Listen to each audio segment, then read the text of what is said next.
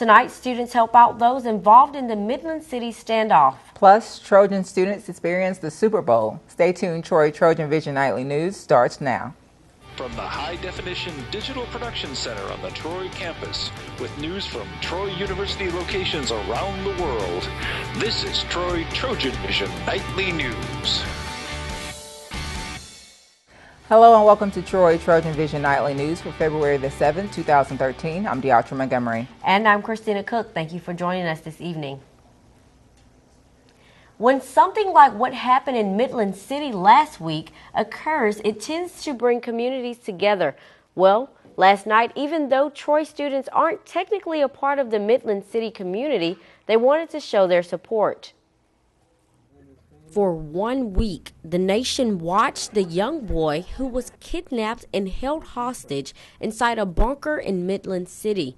On Wednesday night, some of Troy University students decided to hold what was originally a candlelight vigil.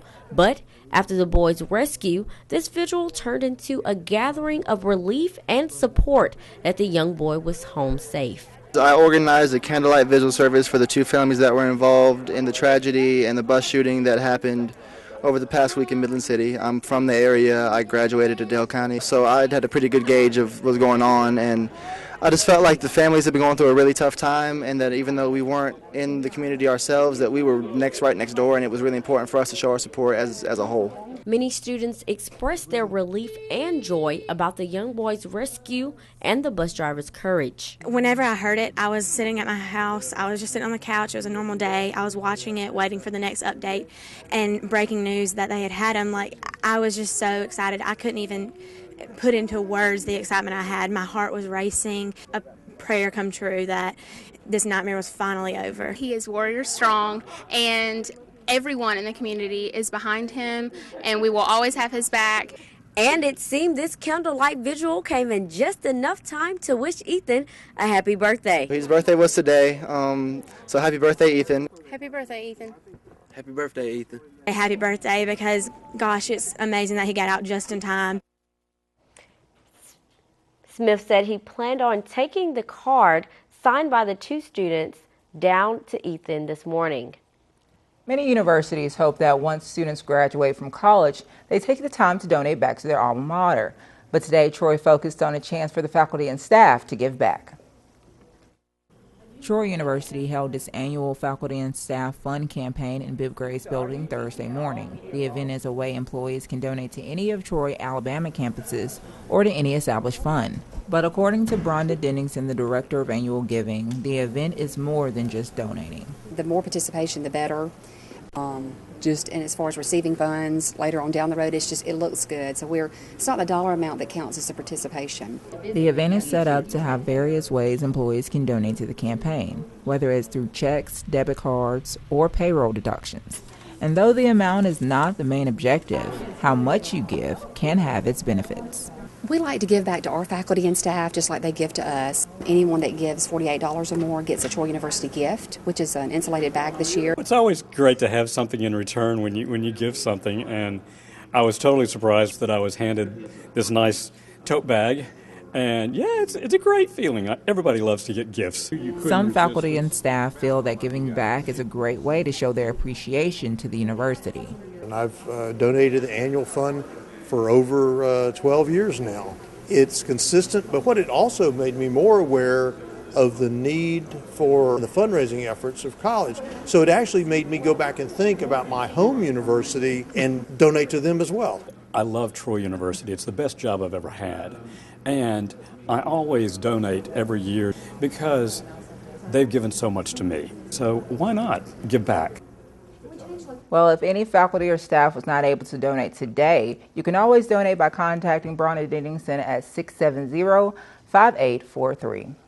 Well, Christina, many people may know New Orleans as the Big Easy, but there was nothing easy to the Ravens' 34-31 win at the Super Bowl. You know what? That's right, Deatra. And Justin McNeely shows us how one Troy group was able to enjoy the Super Bowl festivities, but be a little closer than sitting in the stands. While they were not able to see Joe Flacco's 56-yard touchdown pass to Jacoby Jones in person, Troy's Sport and Fitness Management Club was down in Louisiana for Super Bowl weekend to gain some knowledge in their field of learning. Well, the event itself was an opportunity for our students on, in Troy's main campus and also in Global Campus to participate in activities and practical learning experiences with the events surrounding the Super Bowl. And while 49ers quarterback Colin Kaepernick was slinging passes to his receivers, the SFM club was helping out future stars work on their talent. We got to work the NFL experience, and that was 2 shifts that we did, each 4 hours long, and we basically worked with little kids, did the NFL Play 60 experiences, throwing balls, catching balls with them, things like that. And while most people are going to remember the blackout that occurred in the third quarter of this game, this group of students and faculty brought home their own memorable experiences. We saw the ESPN radio Mike and Mike show and got to meet some sports celebrities in that instance. I bumped into Terrell Owens walking into the NFL experience. He's not as, he's like people say. He's not really a friendly guy. And while the Baltimore Ravens celebrated their victory with a trip to Disney World, the club had one last stop on its trip. We also did a trip to the Mobile Bay Bears facility, and that was, I think, really exciting for our club members just because it was a networking opportunity for us. We got resume building and experience at the NFL thing, but then on the way back we were able to network and meet some people who actually did jobs that we were interested in. Justin McNelly, Troy TrojanVision News. To get involved with the Sports and Fitness Management Club, they have a meeting every Tuesday night at 5 o'clock in the Stadium Towers, room 342. And now taking that look at news from around the state and Midland City, the Dale County coroner says the body of the man who held a 5-year-old boy hostage for nearly a week before being killed in a shootout with the FBI received multiple gunshot wounds. The coroner says he was allowed into the bunker where Jimmy Lee Dykes lay and pronounced him dead at 8:58 last night. And in Mobile, the president of the board that oversees a science center says the facility is struggling just to keep its doors open. Exploring Board of Trustees President David Trent said donations are down. The center brought in a little more than $3 million in 2009, but the cost to keep it running was more than $4 million. And in Gulf Shores, replicas of 2 of the ships used by Christopher Columbus to explore the New World in the late 15th century are on Alabama's Gulf Coast. AL.com reports that the replicas of the Nina and Pinta are open for tours through Sunday. Still to come on TrojanVision Nightly News, the men's basketball team is on the road tonight, taking on an in-state conference rival. Danielle Percival will have the details on that and more ahead in sports. But first, we'll are searching for a former police officer. We'll have that story and more after the break. A massive manhunt for an ex-police officer wanted for murder. I'm Edward Lawrence in Riverside, California. That story coming up. Up, college is hard. Down, those books are heavy. My sport is football, but my passion is education. Right up here. So every year I take promising high schoolers on a college tour Lights there, darks there. to show them that higher education means a brighter future. My name is Nnamdi Asamoah. I don't just wear the shirt, I live it. Find out how you can live united for education. Give, advocate, volunteer. Go to liveunited.org. Do you wear this? The path of my life, the way it took me, there was detours and things that had to be done, but I never lost the passion. I decided to continue my education and decided to do it here at Troy. But I've had a great support system with my teachers and my advisors, and I'll be forever grateful to them for that. On campus or online, Troy offers you an extraordinary education and a culture of caring. Troy University, it's all you need to know. My name is Deborah, and I choose Troy every day. From the high-definition digital production studios of Troy University, you're watching the award-winning Troy TrojanVision Nightly News. And now for a look at what's happening across the nation and around the world, we'll go to Christina Cook at the Global News Desk. Christina. Thanks, Deatra. Thousands of police are on a manhunt across Southern California and Nevada. They are searching for a former Los Angeles police officer who threatened warfare against his former colleagues. He is accused of killing 3 people and injuring several others. Edward Lawrence has the latest details from Riverside, California. Thousands of police officers are on high alert across Southern California. They're searching for an ex-Los Angeles police officer accused of several shootings that left 3 people dead, including an officer. Of course he knows what he's doing. We trained him. He was also a member of the armed forces. It is extremely worrisome and scary. Investigators say the suspect is former LAPD officer and Navy reservist Christopher Dorner, who posted an online manifesto threatening police officials and their family. Dorner was fired from the police force in 2008 for making false statements. The shooting here at Riverside left 1 officer dead and another one seriously injured. Police say Dorner ambushed the officers down there at a red light, and they didn't even have a chance to defend themselves. Police say Dorner also shot 2 officers in the nearby city of Corona, grazing one of them. The officers were providing security for police officials mentioned in Dorner's manifesto. This is a vendetta against all of Southern California law enforcement. In the city of Torrance, police who were protecting another potential target in Dorner's manifesto mistakenly shot and wounded 2 people who were in a pickup truck officers believed to be Dorner's. Dorner is also suspected of shooting and killing a college basketball coach and her fiancé in a parking garage Sunday night. San Diego police say someone matching Dorner's description tied up an 81-year-old man Wednesday night, then tried and failed to steal his yacht. They say Dorner's LAPD badge and ID were found near the San Diego airport this morning. Edward Lawrence for CBS News, Riverside, California. President Obama's pick for CIA director is facing members of Congress today. John Brennan is answering questions about his involvement in the administration's controversial drone strike program. Danielle Nottingham reports from Capitol Hill. Please. Protesters held up the start of John Brennan's Senate confirmation hearing. As the president's nominee, would you halt, please? Officers removed demonstrators upset over Brennan's management of the U.S. drone strike program.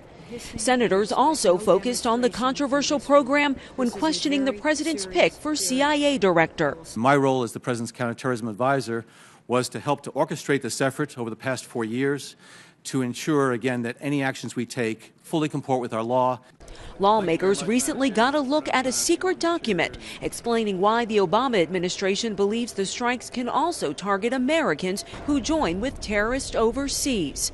Brennan was up for CIA director in 2009, but withdrew his name from consideration after questions arose about his role in the war on terror. The 25-year CIA veteran was an executive in the spy agency when the Bush administration used harsh interrogation techniques like waterboarding on terror suspects.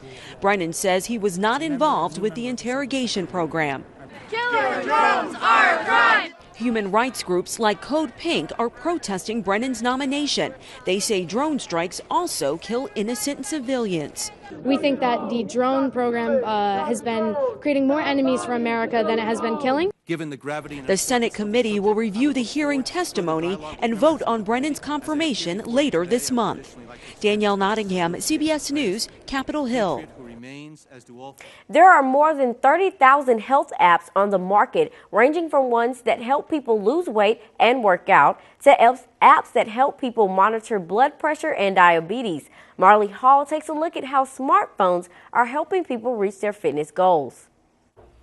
Esther Gabrielides is trying to get back in shape. I had lost 17 pounds a few years ago and kept them off probably 2 years. Slowly they started coming back. She says she regained the weight when she stopped using an app on her phone called Lose It. It just makes it much easier. You can scan a barcode of an item and it will calculate what you ate for you. So if I want waffle, so here's my waffle. Studies have shown people who keep track of their calories and exercise, whether on paper or online, increase their chances of losing weight. Popular diet apps like Lose It and MyFitnessPal make it more convenient. When it's in an app, you actually see immediately how many calories you're taking in, so you'll know how many you have left for the day. So did you actually record everything that you ate on your But health experts warn the apps only work if you're totally honest and record everything you eat. Another thing to keep in mind, some apps can vary. Some of the apps I find kind of overestimate how many calories you burn in your exercise. So if you walked for a couple miles and it says you burned 600 calories, be careful not to eat an extra 600 calories. On Saturday, I went a little overboard. Now that she's back using her app, Esther realizes she needs to eat better. I'm going to make much smarter choices going forward. She wants to lose about 20 pounds before she turns 50 later this year. Marlie Hall for CBS News, New York. And that wraps things up from the Global News Desk. To see more stories from across the country and around the world, such as what country will be hosting the next Winter Olympics, you can tune into Trojan Vision Global News right here after the nightly news. Now, back to you, Deatra. Thanks, Christina. And now Danielle Percival joins us with sports. So, Danielle, it seems like, well, the women's team had a game last night, and the men's team is on the road tonight, right? That's right, Deatra. They're taking on the same opponent, but different nights for the scheduling. But the men's basketball team is going to be hoping that they get a different outcome than the women. So let's get into a preview of the game. All right. After completing the sweep of ULM on Saturday, the Trojans will be looking to get back-to-back wins tonight in Mobile. Troy will be facing South Alabama for the first time this season, the team that knocked them out of the Sun Belt tournament last year. In that game, the Trojans lost 87-81 and trailed by as little as 3 in the final minutes. This season, the Jags are 9-4 in the conference and only behind Middle Tennessee in the East Division. They are 6-3 at home, while Troy is just 1-10 on the road. Head coach Don Maestri says no matter who they play, it's going to come down to how well his team can execute. I know that they've had some impressive wins this year. I do know that. They opened up early in the season, beating Florida State, if I'm not mistaken. And it's going to boil down to us again. If we play really well, we'll have a legitimate chance to go on the road and come out ahead. And if we don't, then we're in big trouble. I think that's going to be for the rest of the season, no matter who we play. The Trojans will be hitting the court in just a few hours in Mobile. Tip-off tonight is set for 7:05. For the first time this season, a Trojan track and field athlete has been awarded Sun Belt Track and Field Athlete of the Week. Senior JaCourtney Alexander won her preliminary heat in the 55-meter dash with a time of 7.16 seconds at the MTSU Invitational. She then placed second in the finals with a season-best time of 7.13 seconds. That moved her to 4th all-time at Troy and moves her to number 4 in the Sun Belt. She was also the heat winner in the 200-meter dash and moved to number 5 in the Sun Belt with a time of 25.05 seconds. The Trojans will be hitting the road tomorrow afternoon, heading to Sanford, where they will be in action on Saturday. And this afternoon, the Trojans softball team hit the road, heading for their first action of the season. They will be taking part in the Bulldog Kickoff Classic in Starkville, Mississippi. Troy will be taking on 4 teams in 2 days, with the action beginning Friday morning at 10 a.m. against a team the Trojans will soon be seeing more often. Really excited to open up with the future new member of the Sun Belt Conference, Georgia State. They're the defending conference champions from their current conference, and I think it's exciting for the future rivalries that we will have with Georgia State, for us both to open up the 2013 campaign with Georgia State. And then, of course, we get to play an SEC foe, Mississippi State, the host team, on Friday night. So it's going to be a very exciting first day for us. Troy will take on Georgia State in their opening game, then face Mississippi State Friday night. On Saturday, the Trojans will wrap up tournament action against SIU Edwardsville and Tennessee State. So, Christina, Deatra, exciting news for the softball team, getting ready to get their season underway. And, of course, best of luck to the men's basketball team. Maybe they can bring back a win tonight from Mobile. Definitely hope for that, because since the women didn't come out on top, maybe the men can kind of redeem the women's team, maybe. There you go, and best of luck to the women's. They'll be on the road on Saturday, so maybe better luck next time. Exactly. Thank you so much, Danielle. Thanks, guys. Thanks so much, Danielle. Coming up on Trojan Vision Nightly News, students get the chance to celebrate a Chinese holiday. But first, we've had our fair share of rain today. What can we expect for the rest of the week, Jamarlo? Clear skies, but I'll have that and more coming up next in weather.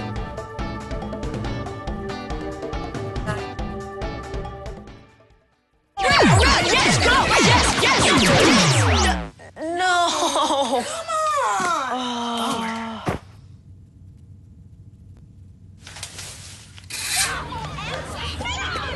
Oops. Yeah, sure. Let's go. Let's go. Moms everywhere are finding ways to keep kids active and healthy. Works every time. Get ideas, get involved, get going at letsmove.gov. I was looking for something that if I had to take online, I could still take it, but I wanted that personal touch that Troy offers. I needed to be able to work around my schedule because I still support my family full time, and I needed to be able to be flexible, and Troy met those needs. On campus or online, Troy offers you an extraordinary education with the flexibility you need. Troy University. It's all you need to know. My name is Jeremy. I am a criminal justice major with Homeland Security. I needed to reinvent myself, and I chose Troy. From the high-definition digital production studios of Troy University, you're watching the award-winning TrojanVision Nightly News. And now Jamarlo Phillips joins us with weather. So, Jamarlo, we experienced a lot of nasty weather today, a lot of rain, but it seems like it kind of blew away. The skies came back out pretty clear, but what can we expect for tonight? Well, the rain has moved out of our forecast for the night. We may be experiencing a few showers, but after tonight, for the rest of the week, should be pretty clear, but I'll get into more of that right now. But first, let's take a look at our campus snapshot. Taking a look at Bibb Graves Quad, we can see that today has been somewhat of a pleasant day. You know, those few showers that we had earlier this morning. But as we go into our current conditions, we can see that our skies right now are cloudy. Temperature coming in at 62 degrees, dew point at 56, humidity at 79%, barometer at 29.83 inches and falling, with our winds coming from the north-northwest at about 11 miles per hour. Taking a look at today's stats, today we were able to see a high of 68 degrees, a low of 56. We were able to see about an inch of rain today, a little bit over an inch. Sun rose this morning at 6:32 a.m. and has set at 5:24 p.m. Taking a look at our temperatures from around the state, we can see that we're experiencing those mid 50 to high 60 degree to low 60 degree temperatures across the state right now, excluding Mobile sitting down here at 75 degrees with those cloudy skies. Taking a look at Huntsville at 53, Birmingham 52, Montgomery 57 with partly cloudy skies. Troy at 61 degrees, Phoenix City 51, and Dothan as well, 61 degrees. Taking a look at our current temperatures in the southeast right now, again, we can see that we're experiencing those low 50s to mid 50 degree temperatures, 51 in Birmingham, moving westward into Atlanta, 45 in Atlanta, Albany 61, and going down to the Florida area, Miami 77 and Tampa 74. Very warm in those areas right now. Taking a look at our current temperatures across the United States, we can see again, we can see towards the west, they're experiencing some very cool temperatures ranging from the low 20s to mid 40s. Taking a look down at Texas, they're experiencing cooler temperatures as well, 69, 62, and 64. Taking a look at our current surface map across the United States, we can see that we have a few pressure systems across the United States right now. Low pressure system sitting right above North Texas. Taking a closer look into our area, we can see that we have a low pressure system as well, moving southward down into the Mobile area going up into the Georgia area. Taking a look at our precipitation forecast for the next 48 hours, we can see that we may be experiencing maybe under an inch of rain, but nothing too much to be worried about. Make sure that you keep an umbrella on hand just to keep safe. Friday's forecast. Tomorrow we will be seeing slight chance of rain, but as we go into Saturday, that rain will move out of our area, and as we go into Sunday, the rain will come back, and as we go into Monday, the rain will come back into our area, like I said before. Taking a look at tonight's forecast, mostly cloudy skies, a 20% chance of rain, northwest winds about 5 to 10 miles per hour with a low of 48 degrees. Going into tomorrow's forecast, tomorrow we'll be seeing a mix of sunshine and clouds, possible showers and thunderstorms as well, with the winds coming from the west-northwest at about 10 miles per hour with a high of 69 degrees.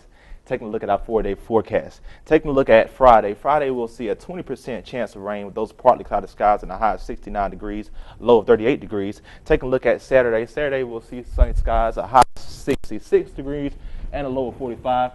Going into Sunday, those cloudy skies will come back into our area with a high of 69 degrees and a low of 60. And as we go into Monday of next week, we'll be seeing a 60% chance of thunderstorms. So, Christina and Dealtra, for the rest of the week, we should be looking for some clear skies. But as we go into next week, especially Monday, we definitely need to be aware of those chances of showers and thunderstorms. Okay, thank you so much. All right, thank you. Thanks.